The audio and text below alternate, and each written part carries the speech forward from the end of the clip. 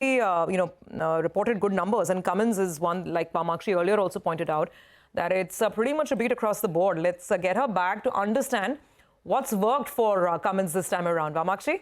Well, Surbi, yes, it's a beat across the board this time around. When we look at the revenue, the margin, as well as the net profit, all of it has come in above expectations. In fact, the company has recorded the highest ever quarterly revenue due to robust demand across sectors. Now, keep in mind that revenue from operations saw an uptick of 22%, and this growth that is coming on a year-on-year basis is already coming on a very high base, so that bodes well for the company.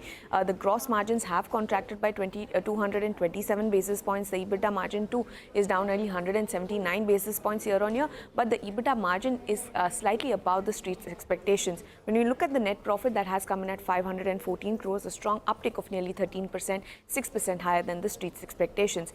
Revenue growth is largely being driven by both the domestic sales as well as exports. Domestic sales have picked up by nearly 18% year on year. Export sales have also managed to recover both on a year on year basis because it was a very low base to start with, but on a sequential basis as well, exports are recovering well.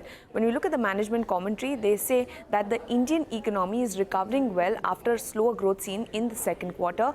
They remain cautiously optimistic about the demand outlook for the near term. The long term, they are quite optimistic on, and they're also optimistic about the recovery in exports demand. So overall, a good set coming in for Cummins India. Okay, all right. Got it. Thanks very much for that, Vamakshi.